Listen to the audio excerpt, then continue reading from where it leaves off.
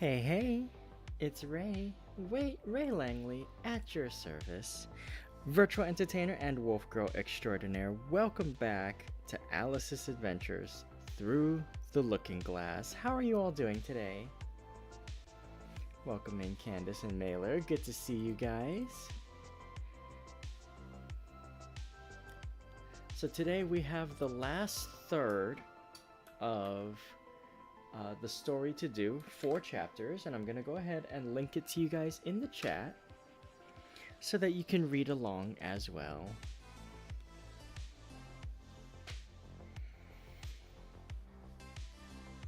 So where we last left off, Alice had finally reached the point where she, as a pawn in this world, can promote into a queen.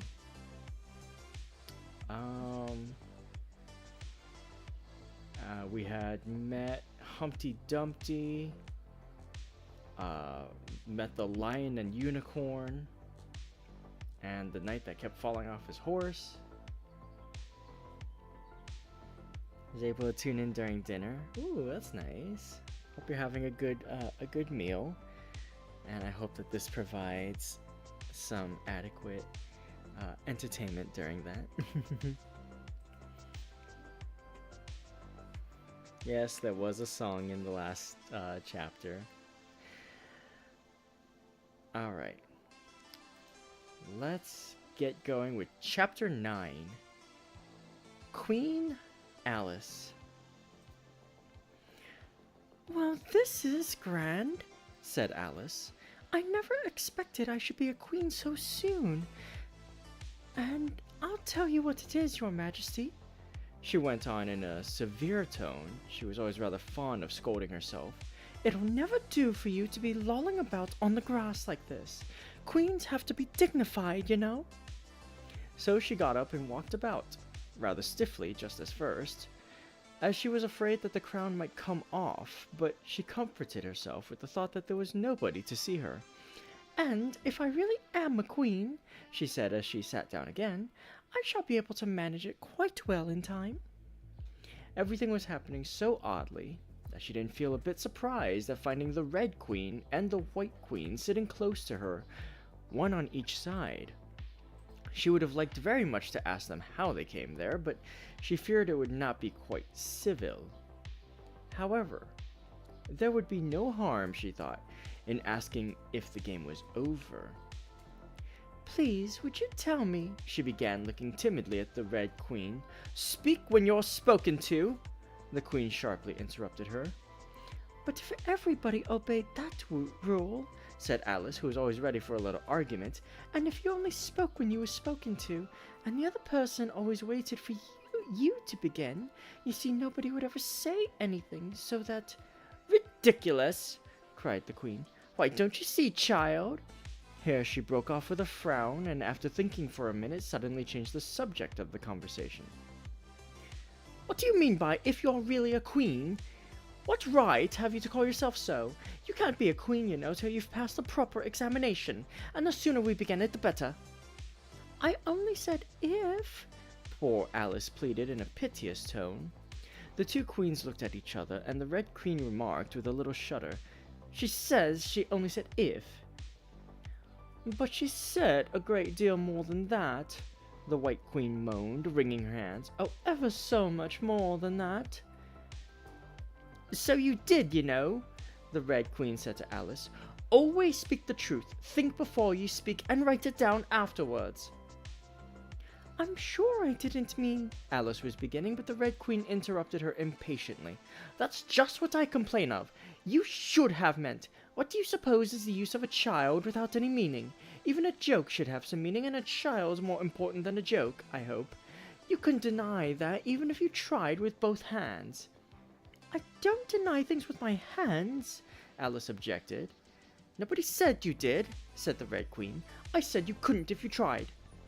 "Or she's in that state of mind," said the White Queen, "that she wants to deny something, only she doesn't know what to deny." "A nasty, vicious temper," the Red Queen remarked, and then there was an uncomfortable silence for a minute or two. The Red Queen broke the silence by saying to the Red Queen, I invite you to Alice's dinner party this afternoon." The White Queen smiled feebly and said, "And I invite you." "I didn't know I was to have a party at all," said Alice, "but if there is to be one, I think I ought to invite the guests." "We gave you the opportunity of doing it," the Red Queen remarked, "but I dare say you've not had many lessons in manners yet." "Manners are not taught in lessons," said Alice. "Lessons teach you to do sums and things of that sort." "And you do addition?" the White Queen asked.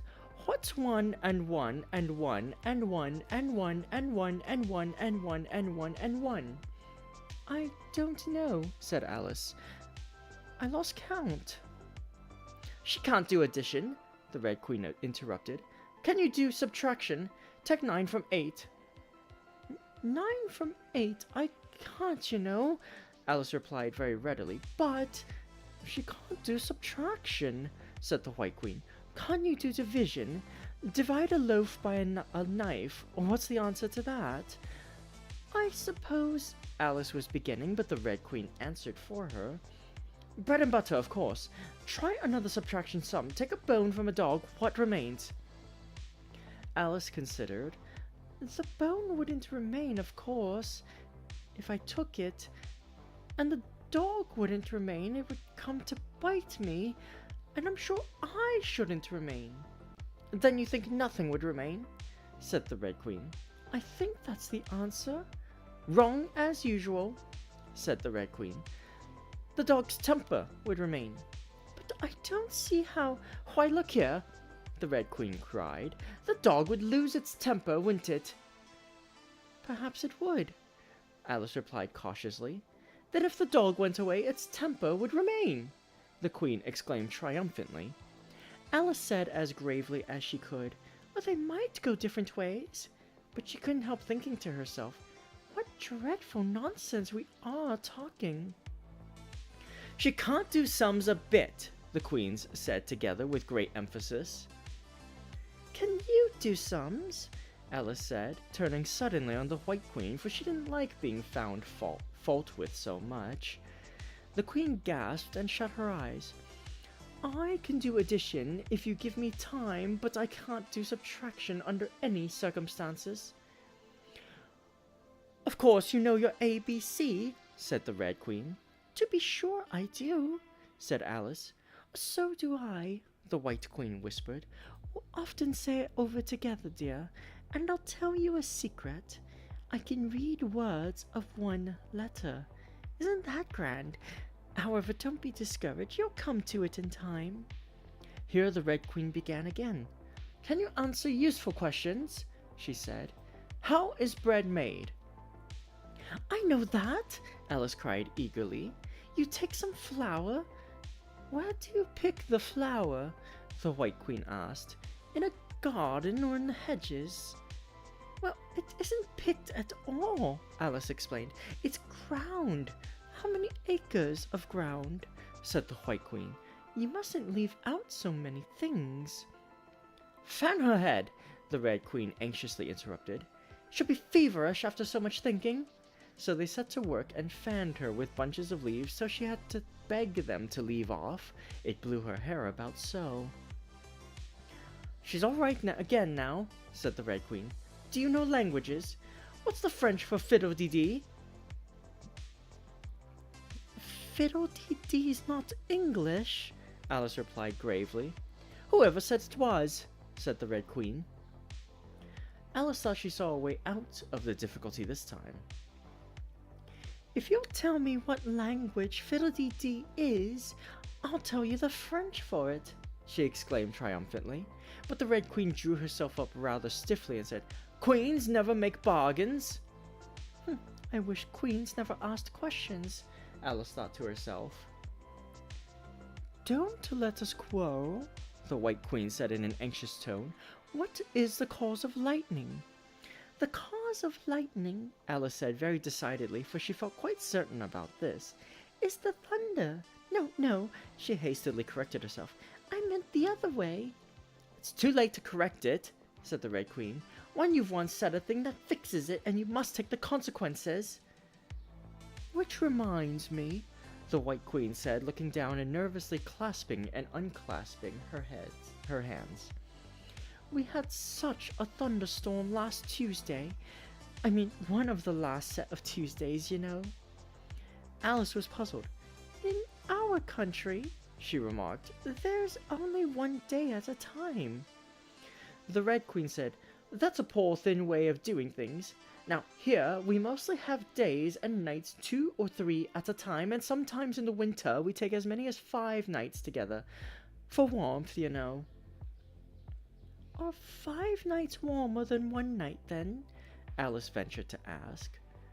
5 times as warm, of course. But they should be 5 times as cold by the same rule. Just so, cried the Red Queen. 5 times as warm and 5 times as cold, just as I'm 5 times as rich as you are and 5 times as clever. Alice sighed and gave it up. It's exactly like a riddle with no answer, she thought. Humpty Dumpty saw it too, the White Queen went on in a low voice, more as if she were talking to herself. He came to the door with a corkscrew in his hand. What did he want? Said the Red Queen. He said he would come in, the White Queen went on. Because he was looking for a hippopotamus. Now, as it happened, there wasn't such a thing in the house that morning. Is there generally?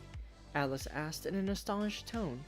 Well, only on Thursdays, said the Queen. I know what he came for, said Alice. He wanted to punish the fish, because... Here the White Queen began again. It was such a thunderstorm you can't think. She never could, you know, said the Red Queen. And part of the roof came off and ever so much thunder got in, and it went rolling round the room in great lumps, and knocking over the tables and things till I was so frightened I couldn't remember my own name. Alice thought to herself, I never should try to remember my name in the middle of an accident. Where would be the use of it? But she did not say this aloud, for fear of hurting the poor Queen's feeling. Your Majesty must excuse her, the Red Queen said to Alice, taking one of the White Queen's hands in her own and gently stroking it. She means well, but she can't help saying foolish things as a general rule. The White Queen looked timidly at Alice, who felt she ought to say something kind, but really couldn't think of anything at the moment. She never was really well brought up, the Red Queen went on, but it's amazing how good-tempered she is. Pat her on the head and see how pleased she'll be. But this was more than Alice had courage to do. Little kindness and putting her hair in papers would do wonders with her. The White Queen gave a deep sigh and laid her head on Alice's shoulder. I am so sleepy, she moaned. She's tired, poor thing, said the Red Queen. Smooth her hair, lend her your nightcap, and sing her a soothing lullaby. I haven't got a nightcap with me, said Alice as she tried to obey the first direction, and I don't know any soothing lullabies. I must do it myself, then, said the Red Queen, and she began. Hush-a-bye, lady, in Alice's lap, till the feast's ready, we've time for a nap. When the feast's over, we'll go to the ball, Red Queen and White Queen and Alice and all. And now you know the words, she added as she put her head down on Alice's other shoulder. Just sing it through to me. I'm getting sleepy too. In another moment, both queens were fast asleep and snoring loud. What am I to do?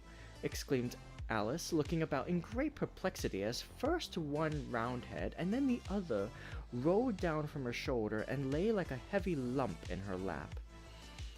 I don't think it ever happened before that anyone had to take care of 2 queens asleep at once.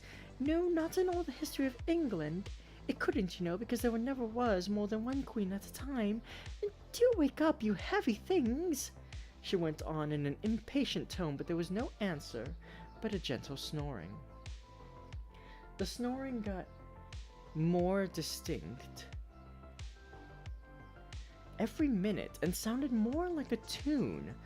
At last, she could even make out the words, and she listened so eagerly that when the two great heads vanished from her lap, she hardly missed them. She was standing before an arched doorway over which there were words, Queen Alice in large letters, and on each side of the arch there was a bell handle. One was marked Visitor's Bell, and the other Servant's Bell. "I'll wait till the song's over," thought Alice, "and then I'll ring the... which bell must I ring?" She went on, very much puzzled by the names. "I'm not a visitor, and I'm not a servant. There ought to be one marked Queen, you know." Just then the door opened a little way, and a creature with a long beak put its head out for a moment and said, "No admittance till the week after next," and shut the door again with a bang. Alice knocked and rang in vain for a long time, but at last a very old frog who was sitting under a tree got up and hobbled slowly towards her. He was dressed in bright yellow and had enormous boots on. "What is it now?" the frog said in a deep, hoarse whisper. Alice turned around, ready to find fault with anybody. "Where's the servant whose business it is to answer the door?" she began angrily.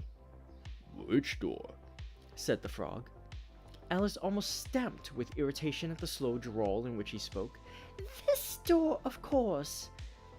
The frog looked at the door with his large, dull eyes for a minute, then he went nearer and rubbed it with his thumb, as if he were trying whether the paint would come off. Then he looked at Alice.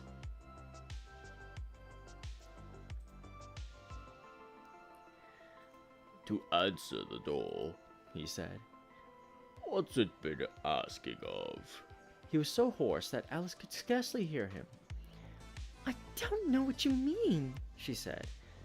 "I talks English, doesn't I?" the frog went on. "Are you deaf?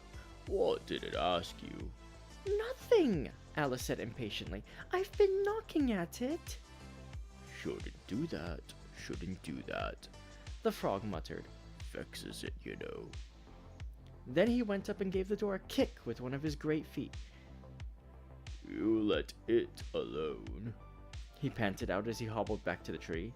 "And it'll let you alone, you know." At this moment the door was flung open, and a shrill voice was heard singing. Oh, I have no idea what the melody of this is.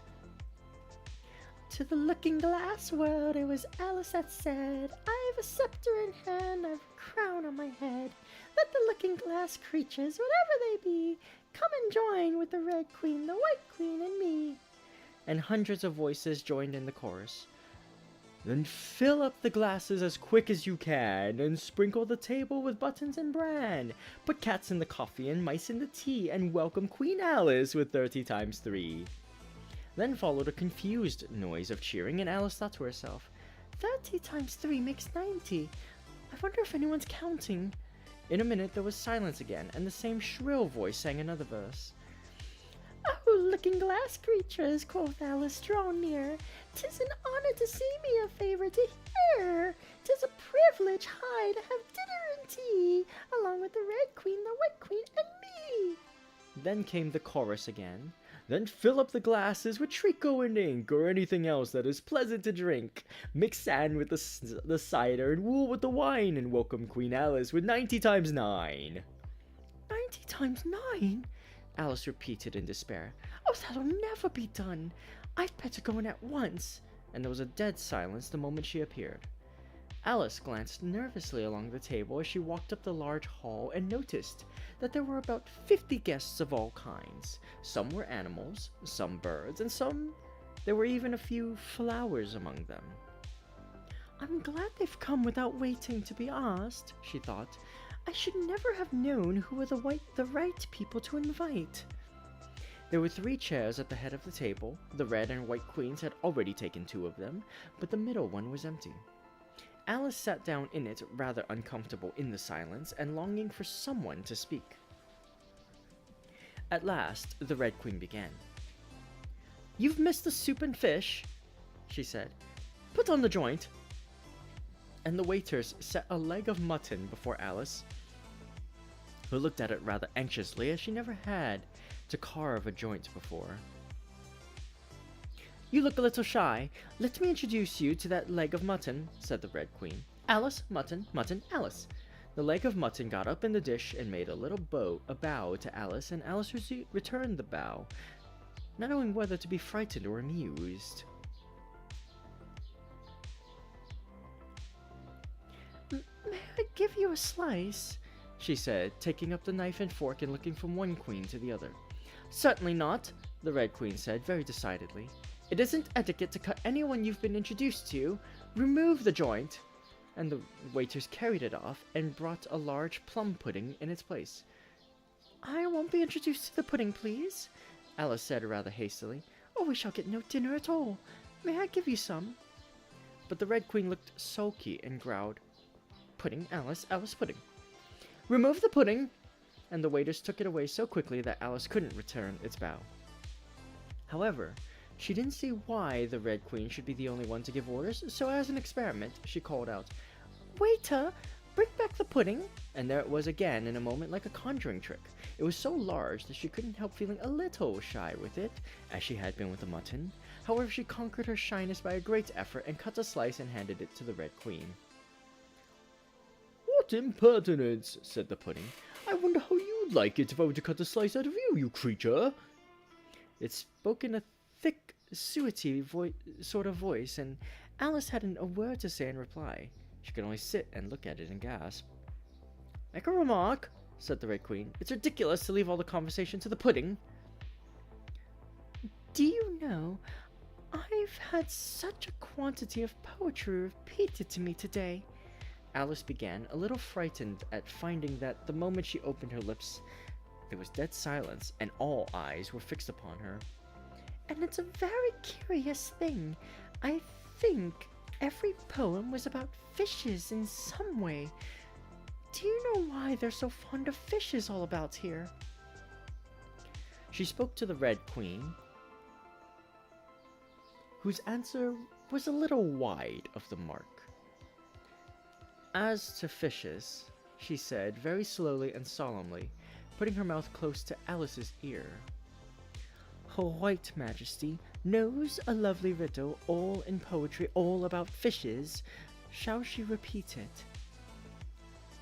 Her Red Majesty's very kind to mention it, the White Queen murmured into Alice's other ear in a voice like the cooing of a pigeon.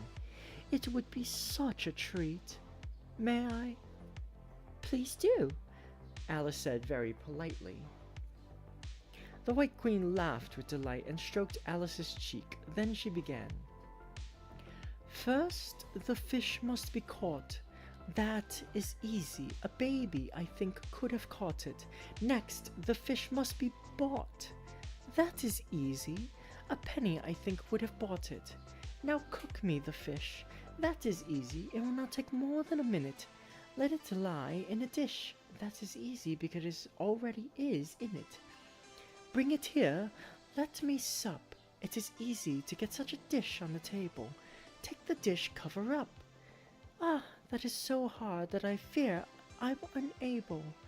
For it holds it like glue, holds the lid to the dish, while it lies in the middle, which is easiest to do. Undish cover the fish, or dish cover the riddle. Take a minute to think about it and then guess, said the Red Queen. Meanwhile, we'll drink your health. Queen Alice's health! She screamed at the top of her voice, and all the guests began drinking it directly, and very queerly they managed it. Some of them put their glasses upon their heads like extinguishers and drank all that trickled down their faces. Others upset the decanters and drank the wine as it ran off the edges of the table. And 3 of them, who looked like kangaroos, scrambled into the dish of roast mutton and began eagerly lapping up the gravy. Just like pigs in a trough, thought Alice. You ought to return thanks in a neat speech, the Red Queen said, frowning at Alice as she spoke. We must support you, you know, the White Queen whispered as Alice got up to do it, very obediently, but a little frightened. Thank you very much, she whispered in reply, but I can do quite well without. That wouldn't be at all the thing, the Red Queen said very decidedly, so Alice tried to submit to it with a good grace. And they push so," she said afterwards when she was telling her sister the history of the feast. "You would have thought they wanted to squeeze me flat." In fact, it was rather difficult for her to keep in her place while she made her speech. The two queens pushed her so, one on each side, that they nearly lifted her up into the air. "I rise to return thanks," Alice began, and she really did rise as she spoke, several inches, but she got hold of the edge of the table and managed to pull herself down again. "Take care of yourself," screamed the White Queen, seizing Alice's hair with both her hands. "Something's going to happen." And then, as Alice afterwards described it, all sorts of things happened in a moment. The candles all grew up to the ceiling, looking something like a bed of rushes with fireworks at the top. As to the bottles, they each took a pair of plates, which they hastily fitted on as wings, and so, with forks for legs, went fluttering about in all directions. "And very like birds they look," Alice thought to herself, as well as she could in the dreadful confusion that was beginning. At this moment she heard a horse laugh at her side and turned to see what was the matter with the White Queen, but instead of the queen there was the leg of mutton sitting in the chair. "Here I am," cried a voice from the soup tureen, and Alice turned again just in time to see the queen's broad, good-natured face grinning at her for a moment over the edge of the tureen before she disappeared into the soup. There was not a moment to be lost. Already several of the guests were lying down in the dishes, and the soup ladle was walking up to the table towards Alice's chair, beckoning to her impatiently to get out of its way. "I can't stand this any longer," she cried as she jumped up and seized the tablecloth with both hands. One good pull, and plates, dishes, guests, and candles came crashing down together in a heap on the floor. "And as for you," she went on, turning fiercely upon the Red Queen, whom she considered as the cause of all the mischief, but the queen was no longer at her side. She had suddenly dwindled down to the size of a little doll, and was now on the table, merrily running round and round after her own shawl, which was trailing behind her. At any other time, Alice would have felt surprised at this, but she was far too much excited to be surprised at anything new. "As for you," she repeated, catching hold of the little creature in the very act of jumping over a bottle which had just lighted upon the table, "I'll shake you into a kitten, that I will."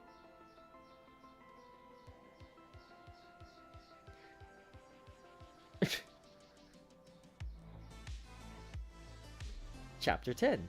Shaking. She took her off the table as she spoke and shook her backwards and forwards with all her might. The Red Queen made no resistance whatsoever, only her face grew very small and her eyes got large and green, and still, as Alice went on shaking her, she kept on growing shorter and fatter and softer and rounder and... Chapter 11. Waking. And it really was a kitten after all.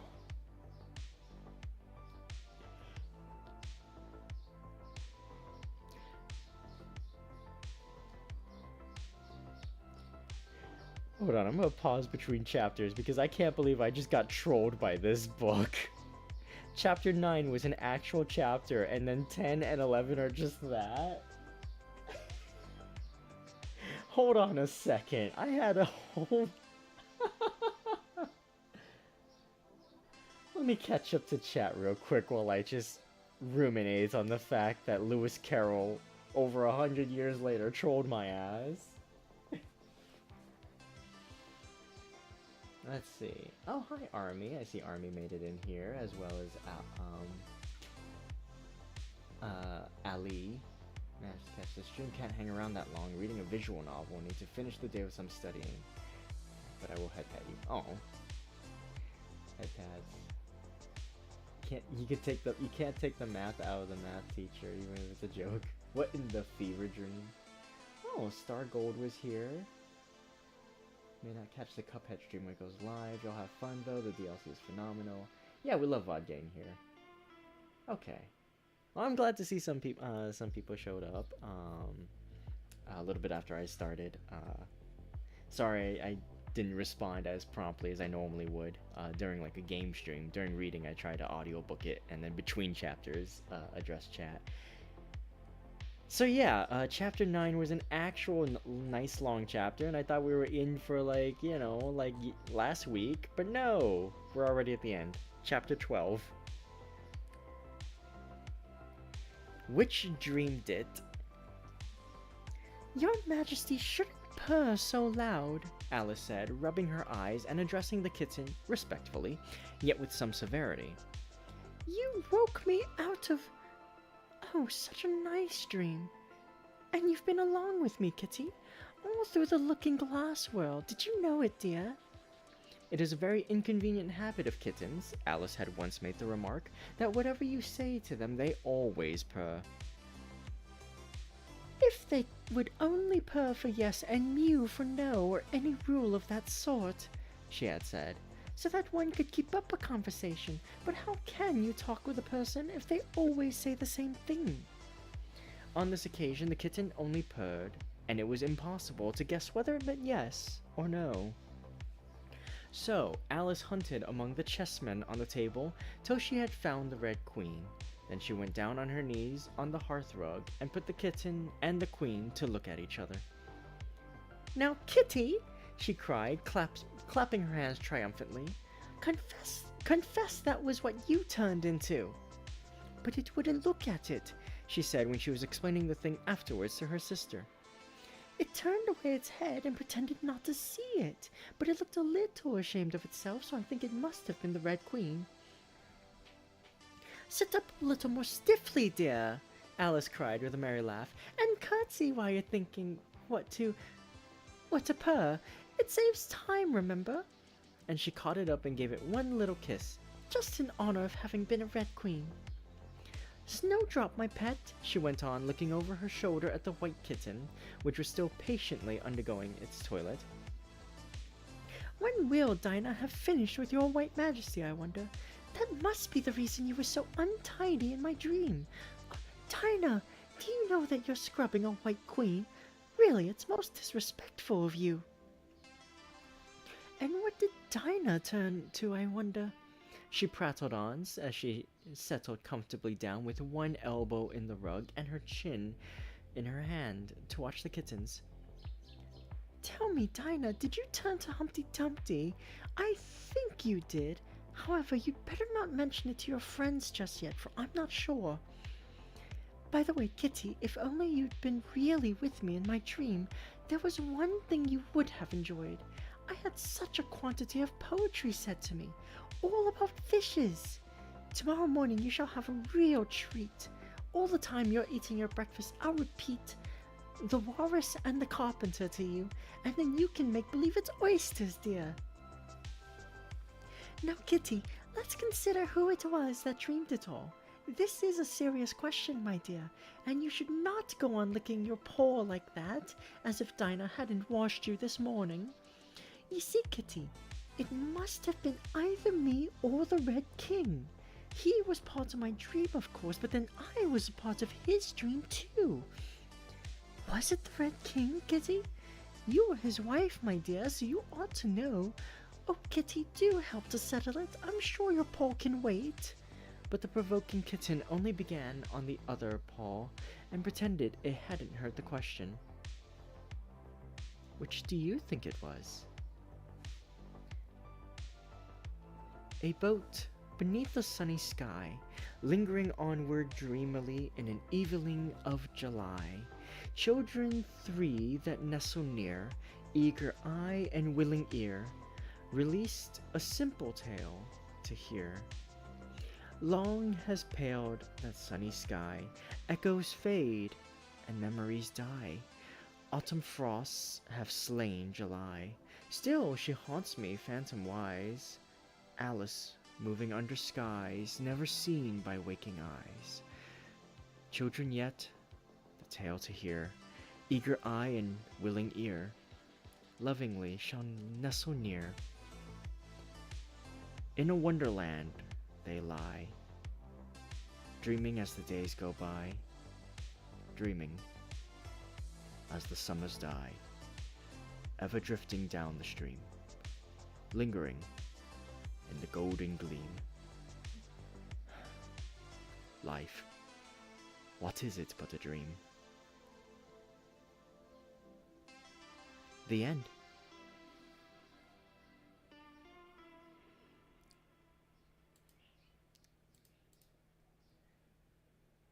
And that, apparently, is the end of Alice's adventures through the looking glass.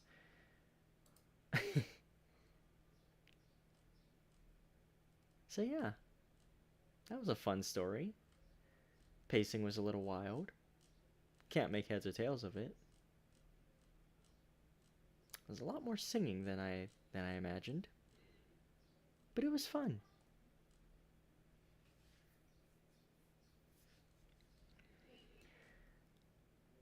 I definitely think if your only exposure to Alice in Wonderland is the Disney film, you're definitely missing a lot.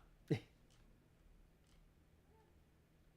think that reading the first short story, Alice in Wonderland, and then reading Alice's Adventures Through the Looking Glass is the most like complete way to fully take in the absolute uh,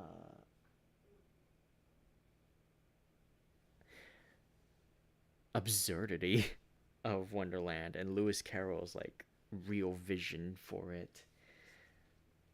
The Disney movie is amazing visually. I'm not saying it's not worth seeing. It's just that it shouldn't be the only Wonderland media you consume. None of the Disney movies should be the only one. Like the animated one or the two live action ones. You definitely should read the actual story. And yeah, I hope that I've gotten to throw some new eyes and ears on this story and sort of broaden that experience with Wonderland. And well, now I'm a little sad that I missed the Steam sale for the de- uh, derivative adaptation video game by American McGee, because now I wanted to kind of go over that a little bit and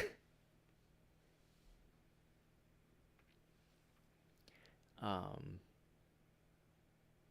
kind of see what parts get adapted in and what parts get paid homage to and what parts get changed up a little. But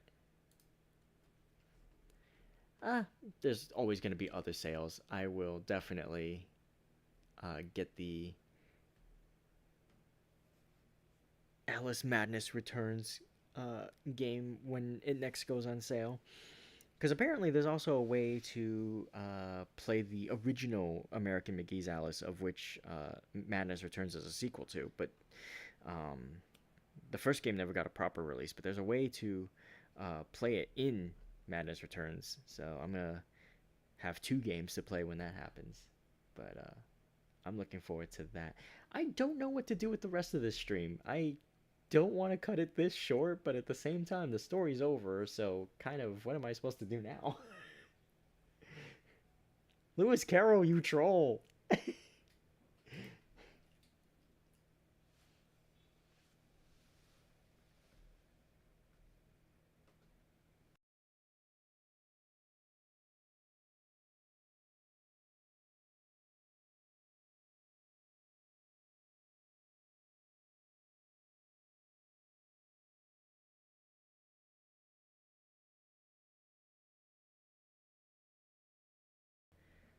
Time to do a full watch along of the Alice in Wonderland movies. Actually, I wonder if there are any like little short films that might be.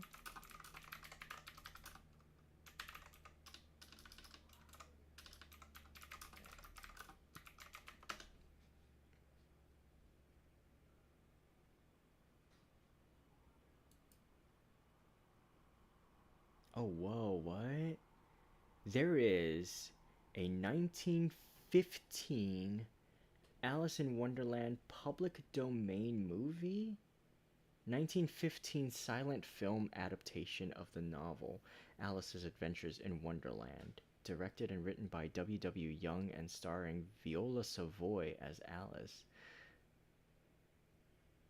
This film version is notable for depicting the "You Are Old" Father William in its entirety and includes an image of John Tenniel's illustration of Father William doing his back somersault at the front door. It's a silent film. Ooh. And it's public domain. Perhaps?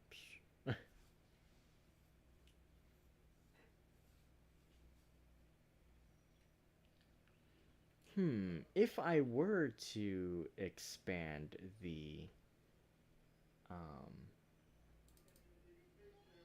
if I were to sort of expand the stream today to kind of have a more proper length, maybe I could do a watch along real quick. If anybody would be interested in that.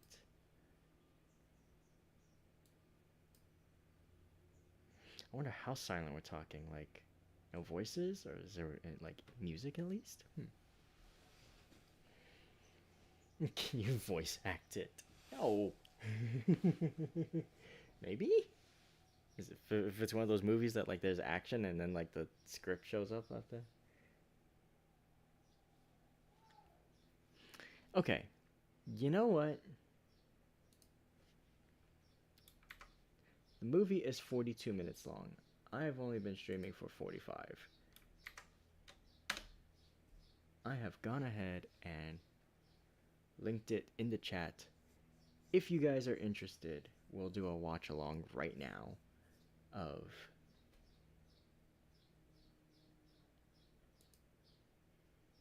this.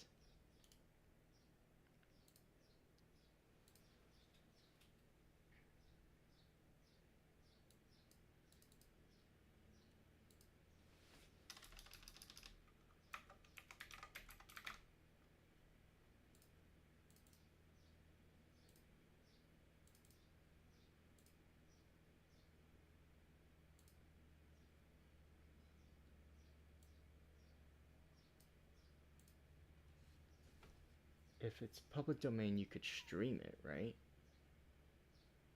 I could. Would you want me to do that? I could stream it on my screen, and I mean, if it's public domain, I can't get in trouble for that. I think. I'm just always worried that somebody's gonna find a way to get me in trouble, right? But you know what? Let's do that then. Let me go ahead and just here. Why don't we do? Let me go to BRB real quick and set this up so that way you don't have to see the process step by step because that's a little silly. I will be right back and I'll set this movie up and yeah, we'll just do a watch along. Screw it. Public domain Alice in Wonderland movie. Let's go. See you guys in a bit. Let me get this set up.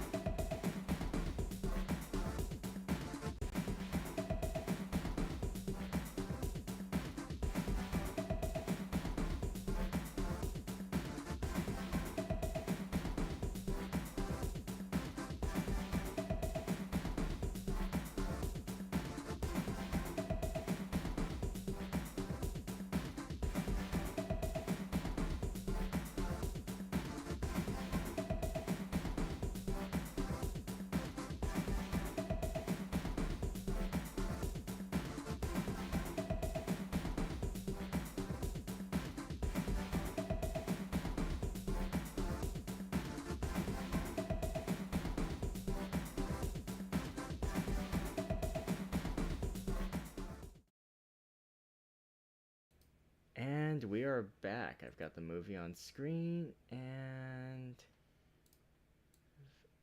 sort of tweaked it a little so that everything fits a little bit nice and neat.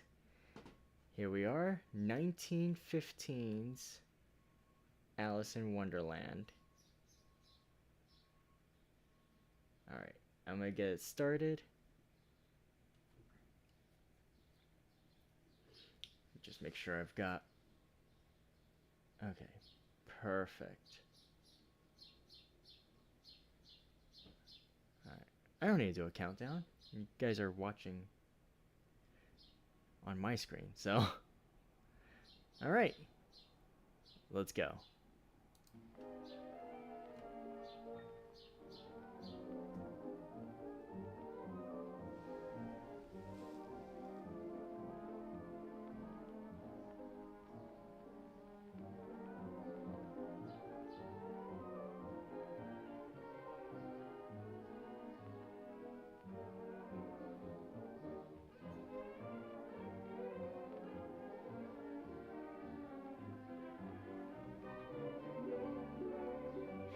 Some tarts all on a summer's day. I've never actually seen a silent film before. This is kind of surreal.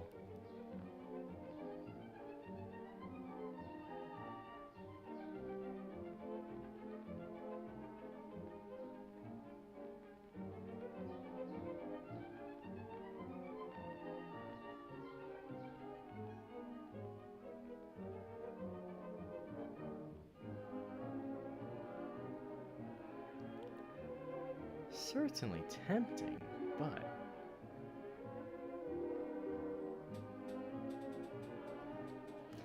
Welcome in, dead man. How are you? So the actual book finished early, so we're watching the public domain silent film adaptation.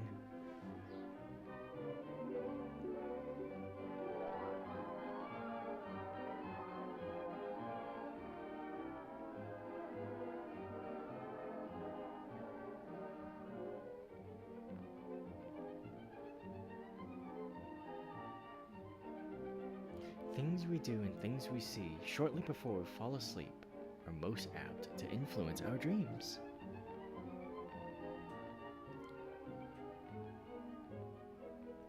Oh, there's the bunny. Don't pick it up by the ears. What's wrong with you?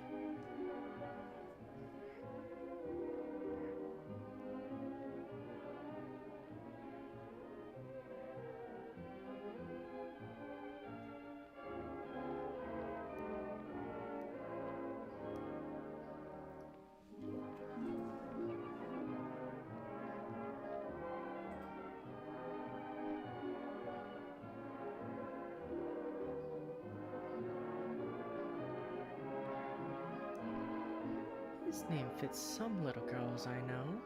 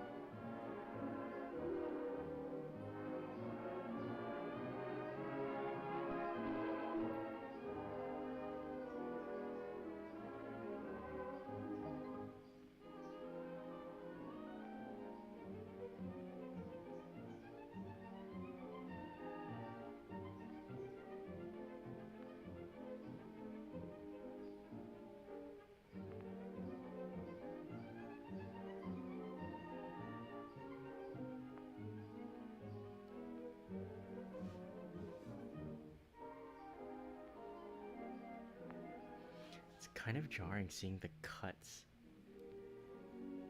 Alice enters Dreamland. Oh my god.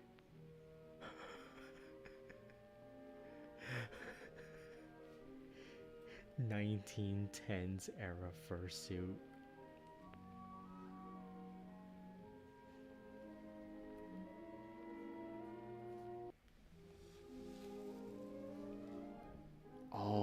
That must have been an absolutely amazing effect for the time.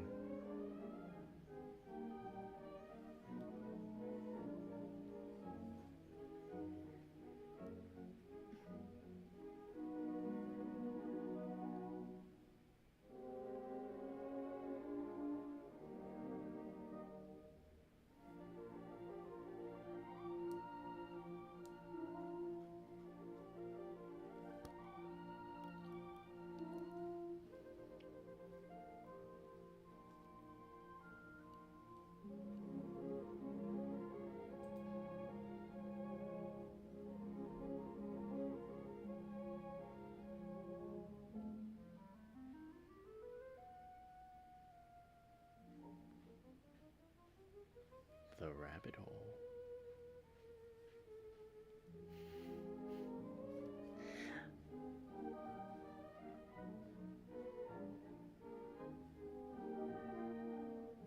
I wonder how much a fursuit like that costs in today's money.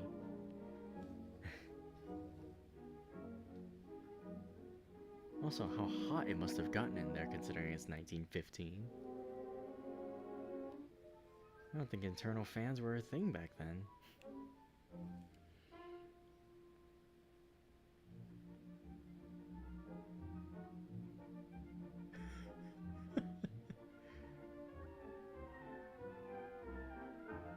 I wonder where this was shot. Down she came upon a heap of sticks and dry leaves.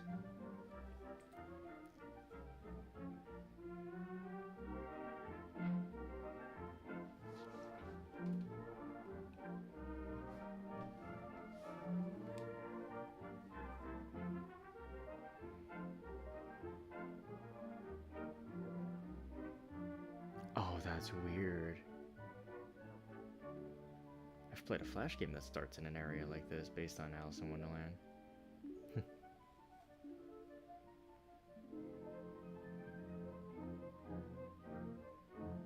Doors all round and all locked. She wondered how she was ever to get out. I do think silent films have a nice charm to them. Yeah, they do. It's kind of interesting seeing like the film moving, as it were. You know, hence movies, but like, it's so fascinating. Like at the time, this was pretty new technology, being able to record somebody's movements. She looked along a passage into the loveliest garden you ever saw.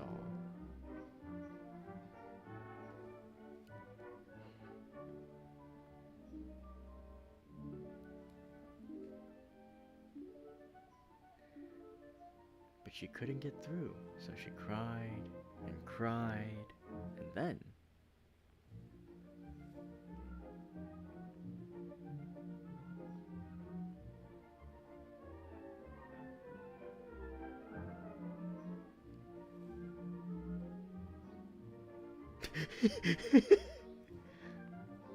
Oh, Mouse, do you know the way out? I'm afraid I shall drown in my tears. look at that giant rat. Birds and beasts start to the animal convention. Now we're going to FurCon. Oh my god.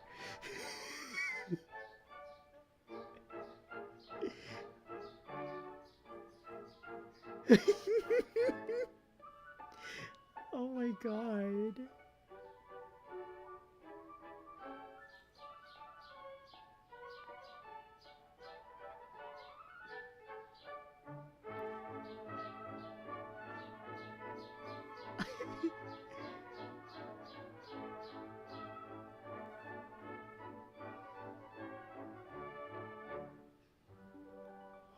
What?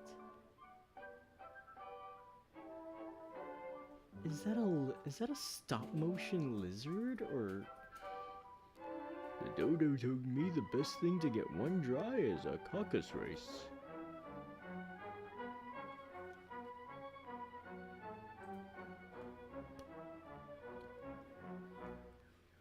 They lit a fire and they left it. Oh my god, look at the like intricacy of these suits and the dodo bird.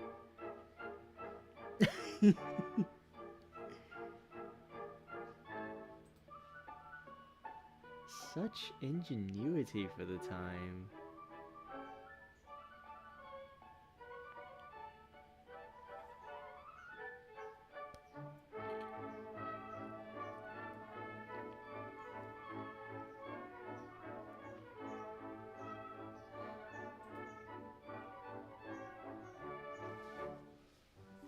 Let me look up something real quick.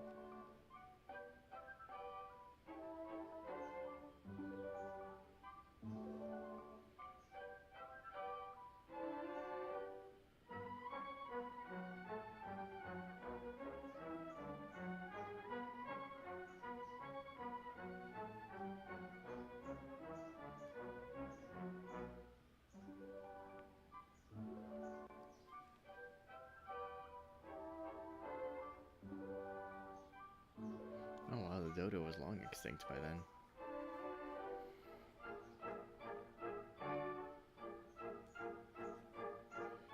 Wow, look at these creature suits.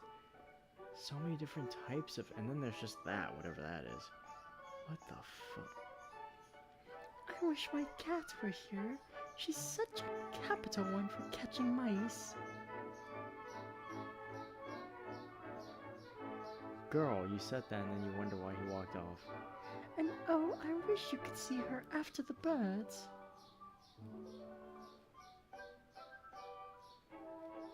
Girl, will you stop offending everybody in the room? What is wrong with you?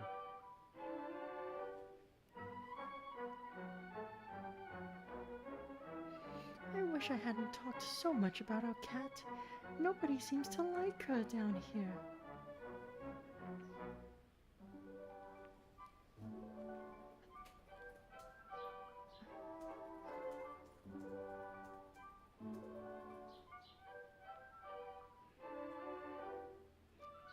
What have you done with my fan and gloves?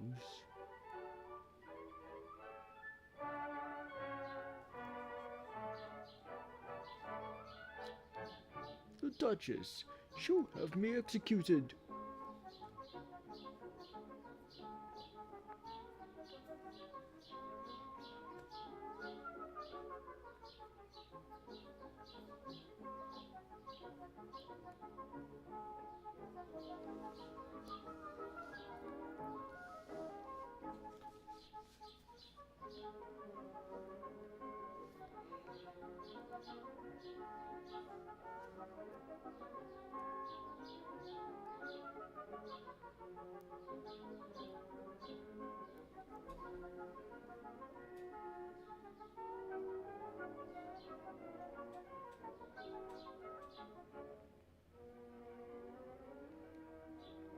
I just realized the brows on that rabbit too are kind of intense.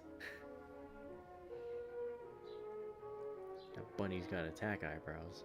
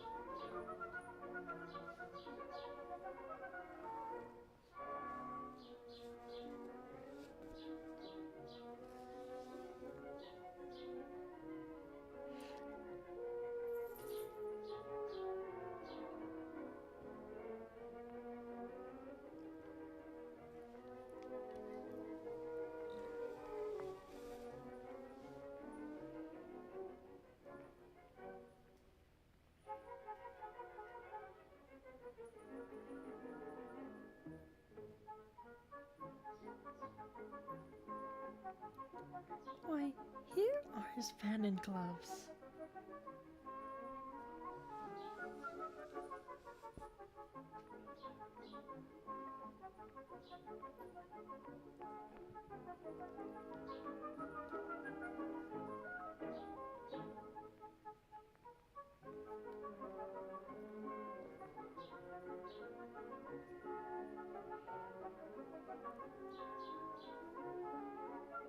Disturbingly human hands.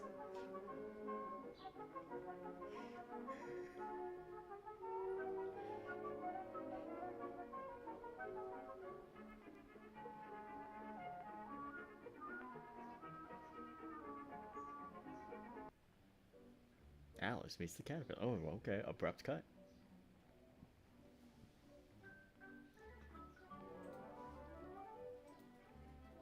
Somebody built that mushroom. Somebody built that caterpillar suit. Who are you? Asked the caterpillar. I hardly know, sir. I know who I was, but I think I must have changed. Apparently a bunch of the footage is lost. Explain yourself, miss. I cannot explain myself, sir, because I'm not myself, you see. Okay, Doctor Who has dialogue. I can't remember things as I used.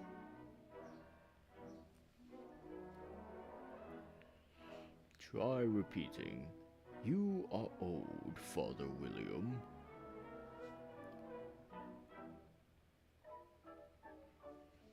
You are old, Father William, the young man said, and your hair has become very white, and yet you incessantly stand on your head. Do you think at your age it is right?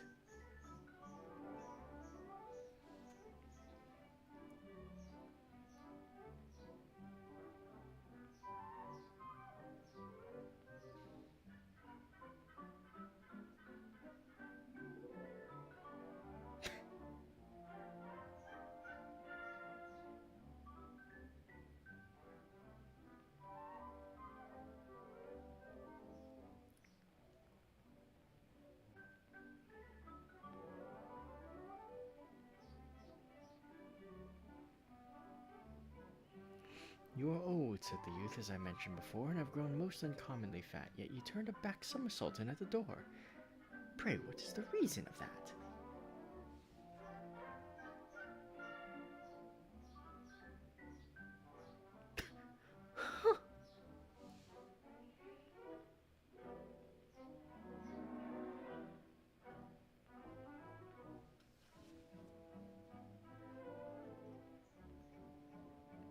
You're old, said the youth. One would hardly suppose that your eye was as steady as ever, yet you bounced an eel on the end of your nose.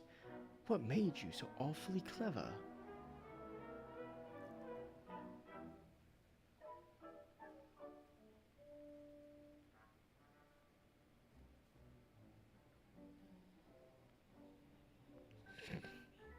What? You spoke that wrong from beginning to end.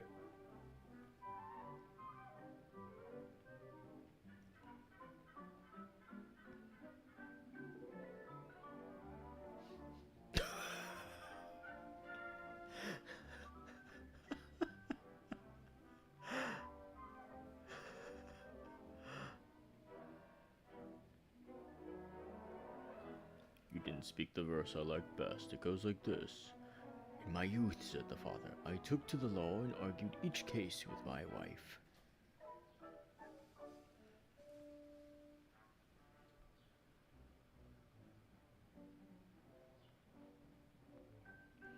And the muscular strength which it gave to my jaw has lasted the rest of my life. Why is he crawling? He's a caterpillar. What do you want him to do?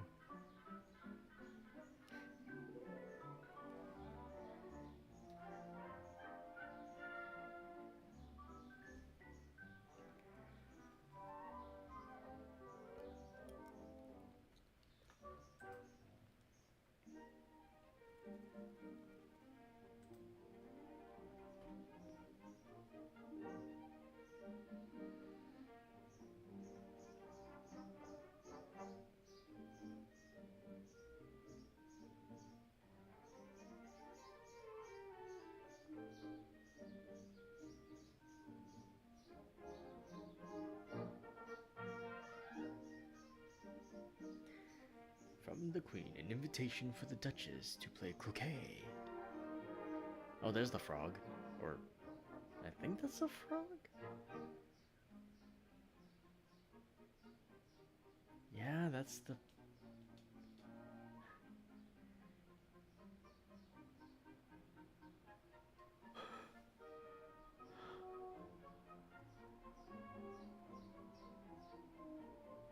the way, again, 1910s era frog head. Moving mouth and everything.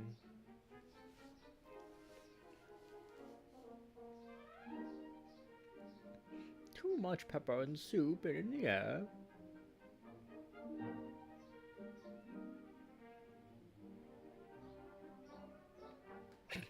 And then meanwhile, there's that suit.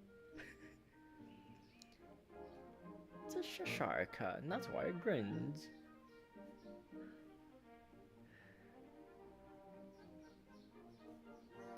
The Duchess's lullaby. Speak roughly to your little boy.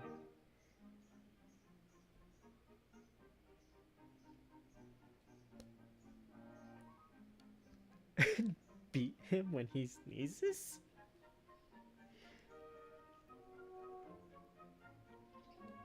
He only does it to annoy because he knows it teases. That's a meth cat.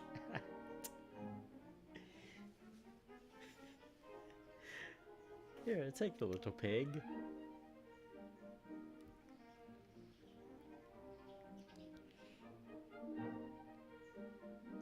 I must get ready to play croquet with the queen.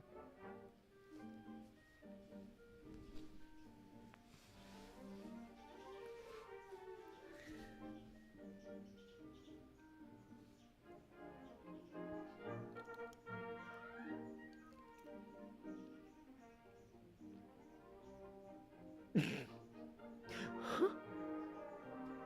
it had grown up, it would have made a dreadfully ugly child, but it makes rather a handsome pig.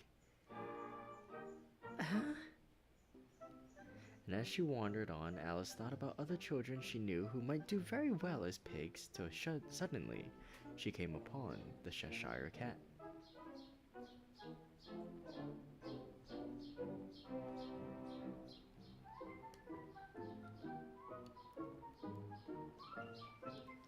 Tell me, please, which way I ought to go?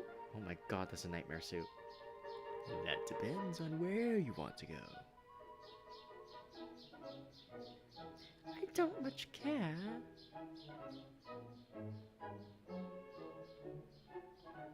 Then it doesn't matter which way you go. So long as I get somewhere. You're sure to do that if you only walk long enough.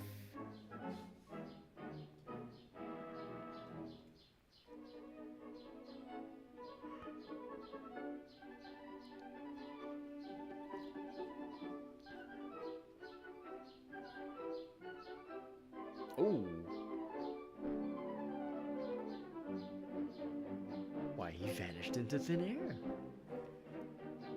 Oh. What became of the baby? It turned into a pig. I thought it would.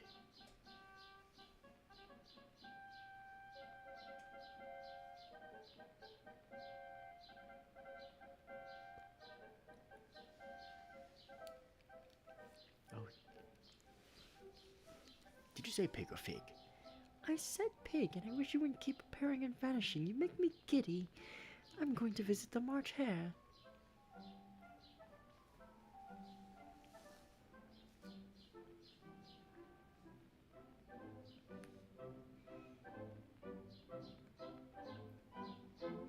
Oh.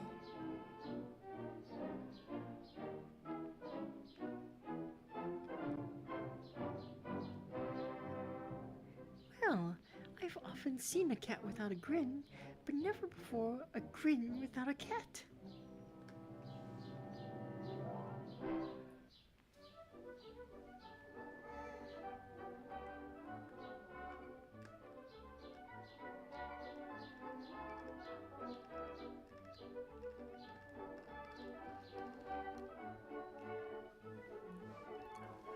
Court of the King and Queen of Hearts.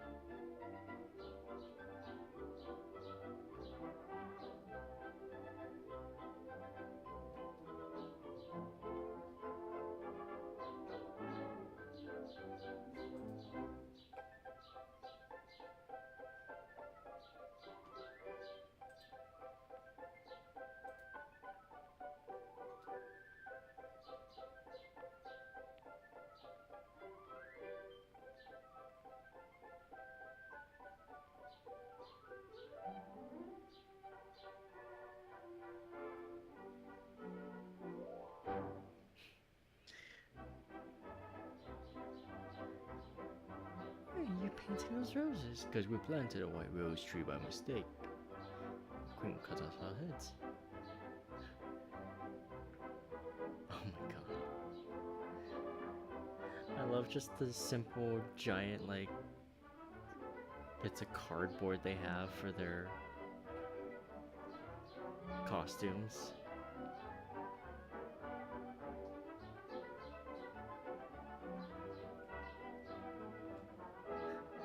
It's kind of interesting how, like, they clearly have the wherewithal to have nice costumes for, like, the royals, the fursuits, and all that. So it feels more like a deliberate choice that these are just simple, like, bodysuits and like, poster board.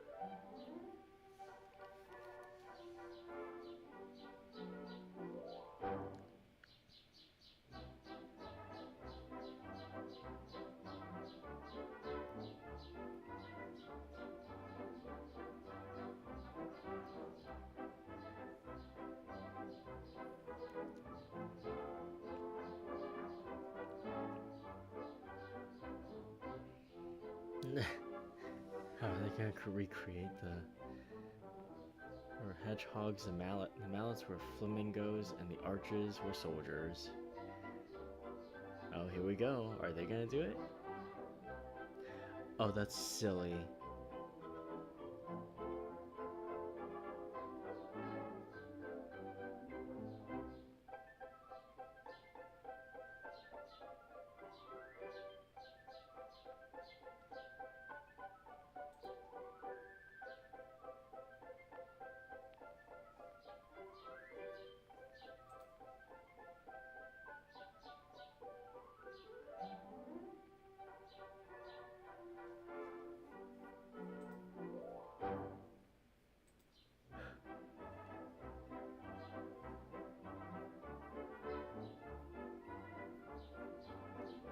It's like they made it out of like a hose or something.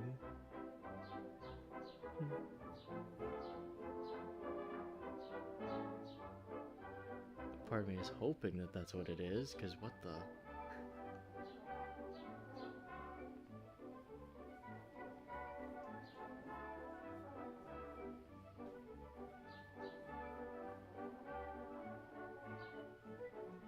Off with everybody's head. Oh dear.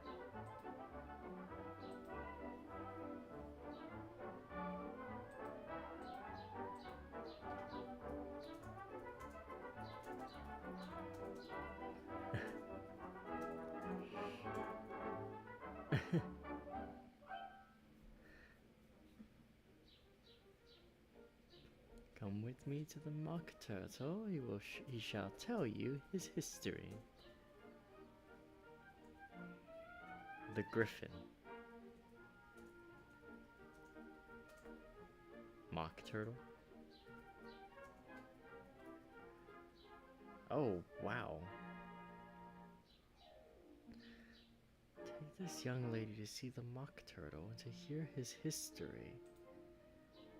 Wow, look at that griffin suit.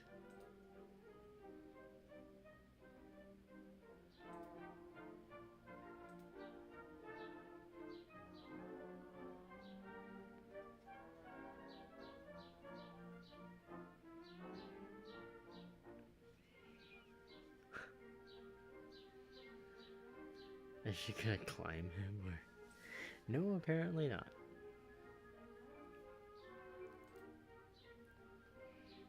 Look how gangly those limbs are.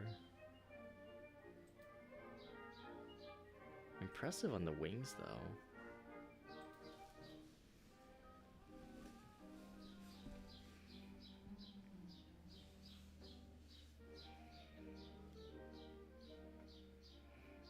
And again, moving mouth parts. That's actually pretty impressive. Oh, what the fuck?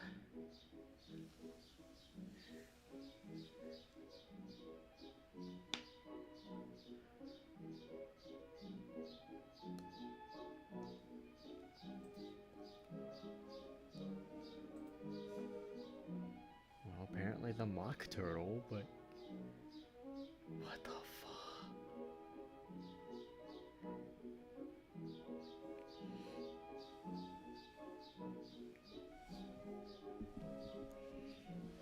You can tell even they're weirded out because he just kind of stands there and they don't hold the shot of him for long.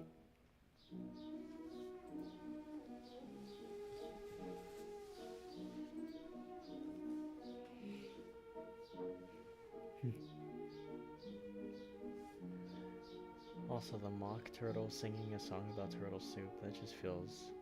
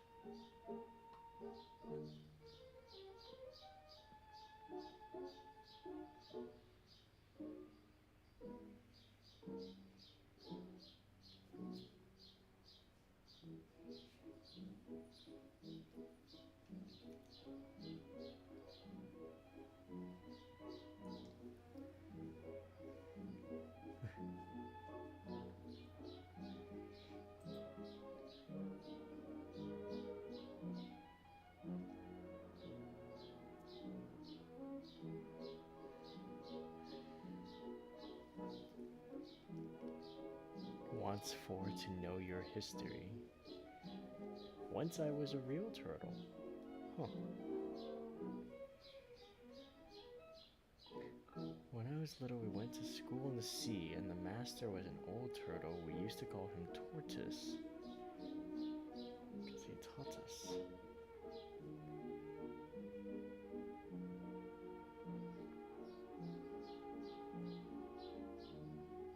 Took up reeling and writhing in the different branches of arithmetic, ambition, distraction, uglification, and derision.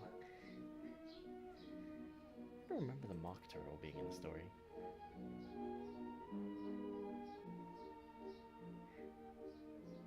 Never heard of uglification. What is it? Never heard of uglifying. You know what beautify is, don't you, Will?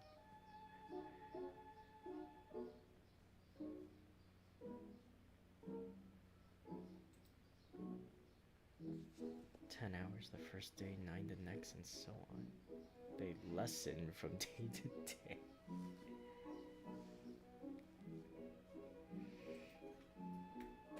You think you're so funny?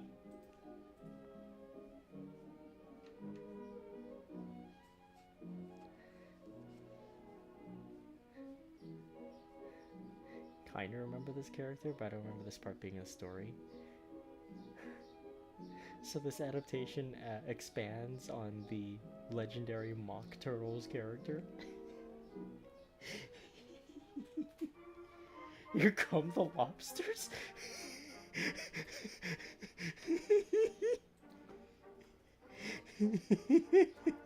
That's the most ominous, like, screenshot I've ever seen. Here come the walruses. Oh god, it got worse.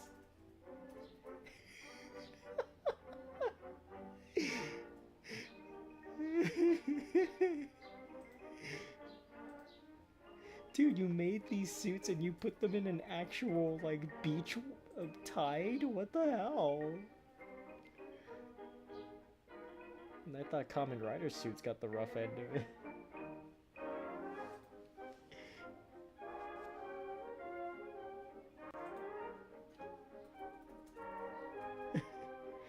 These walruses have parasols that aren't even big enough to cover their head. Oh my god, there's this one still just crawling.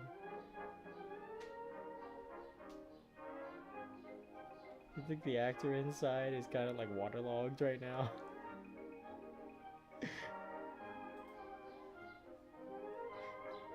I went to acting school for this type of.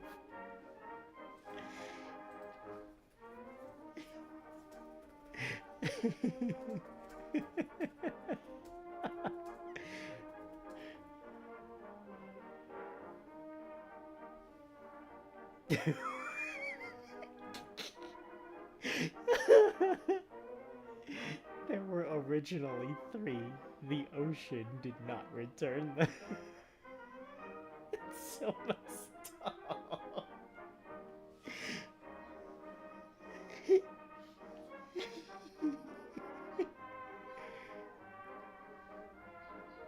Okay, now we got lobsters dancing with walruses.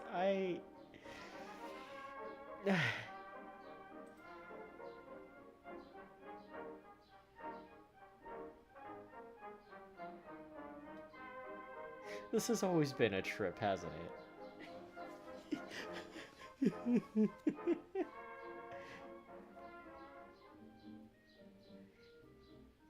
W rabbit. I know it's the white rabbit, but it's just a huge dub. Oh, okay, so we're adapting the trial portion. I didn't know this was an Ace Attorney stream.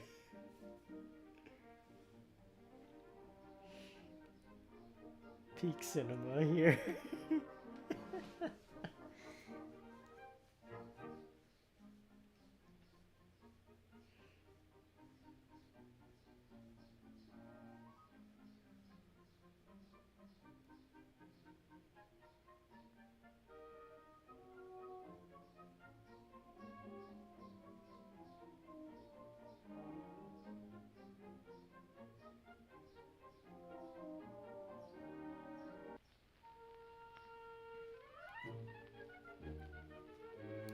Oh, now we purple. Why are we purple?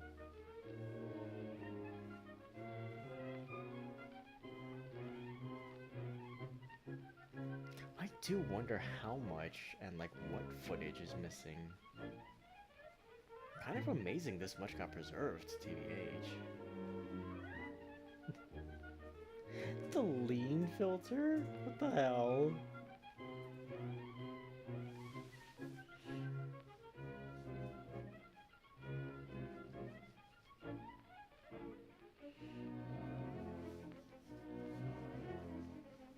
Alice in Wonderland.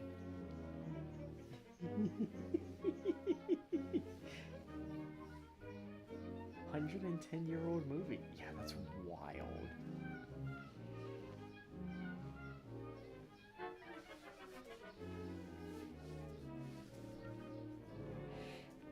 This movie is older than David Attenborough.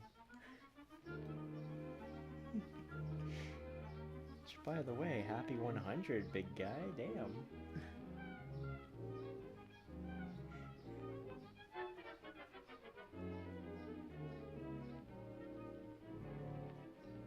$110-year-old frog fursuit head. I do not want to see the condition it's in, if it still exists.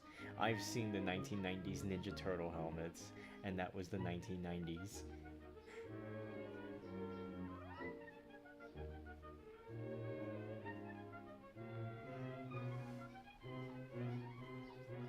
Oh yeah, we know. That must have been one of the scenes that was missing. Her meeting the Hatter and the March Hare, because suddenly they're here, but we skipped to the part where she hangs out with them. But we got to keep the mock turtle and the lobsters climbing out of the surf, dancing with walruses. The creative liberties taken with this adaptation are baffling.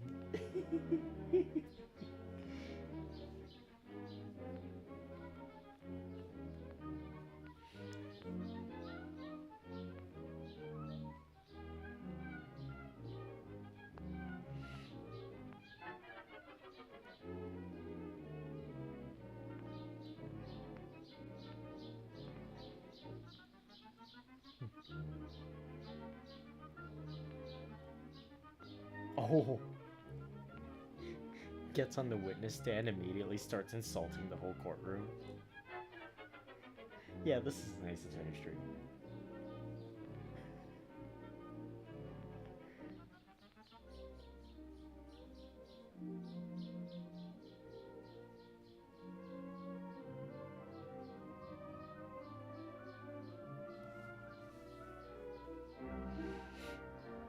Oh, look, there's the bunny next to them.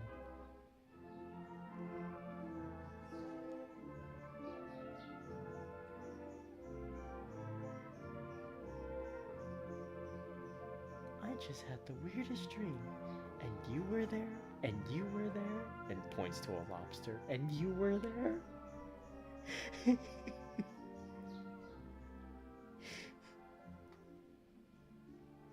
Stop grabbing the rabbit by his ears. What's wrong with you?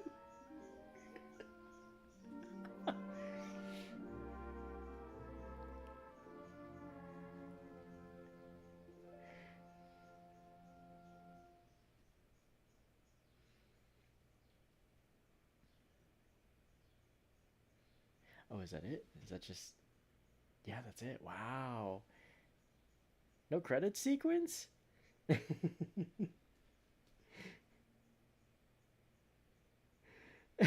Points to a caterpillar on the ground, and you were there, stoner ass. That was amazing. That was actually really fun. Silent films are pretty awesome, huh? I have that.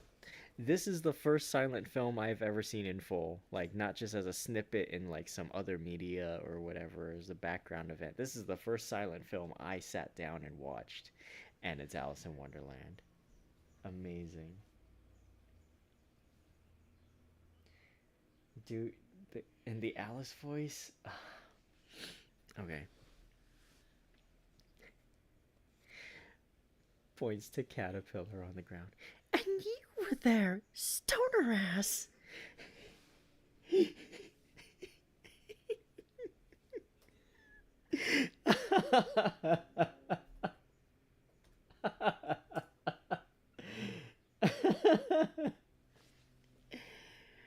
Well, that was a lot of fun. Uh, kind of glad the book ended so shortly because I got to see this and experience this with you guys. So that was a lot of fun. Okay, now I feel comfortable cutting the winding down the stream from here.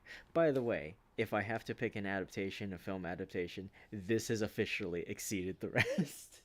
And I'm not even kidding. That's the crazy thing. I'm not even kidding. To me, this beats the Disney live action ones and at least ties with the Disney animated one. Like, just looking at the film techniques as it was in underdeveloped 1915 and seeing like the expressions, the movement, the physicality, the fursuits, like there were hardly any special effects except for that bit where Alice's dream self wakes like gets out of her body and you can see the weird interpolation or whatever they had to do in order to get that shot. That is some like that's the kind of stuff that would inspire Godzilla and Ultraman later where they have to like actually like physically edit the film in order to create those effects. That is awesome.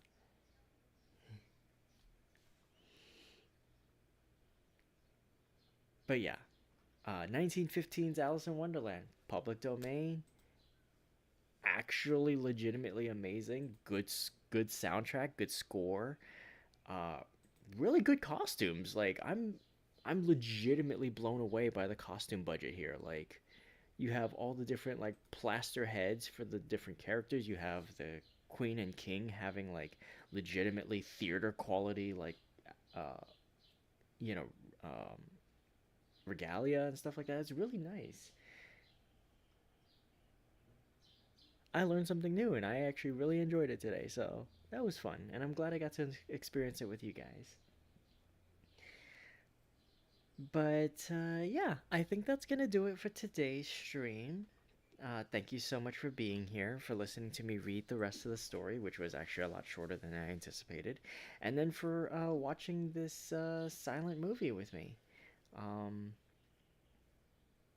yeah, that was that was tons of fun. Glad I'm glad things worked out this way. I will be back on Wednesday evening with more Ace Attorney. We'll be doing the investigation part two portion of Farewell My Turnabout. Two more streams of that case, and then the game is over. So just to let you guys know, kind of roadmap wise where we're looking, and then probably we'll start Ace Attorney Game 3. We'll figure that out. Um, and then Thursday I will be playing the Cuphead DLC in the afternoon. So a little bit of something for everyone in the as many time zones as I can offer this week, morning, afternoon, night kind of thing. So yeah, thank you all so much for being here, my wonderful Rainiacs and Langsters. And until next time, make sure that you eat well, stay hydrated, and get lots of good rest. Be kind to yourselves and be excellent to each other. And have a radiant rest of your day. And of course, as always, unshrimp yourselves. This has been Ray Langley, virtual entertainer and wolf girl extraordinaire, and I will see you next time. Bye bye.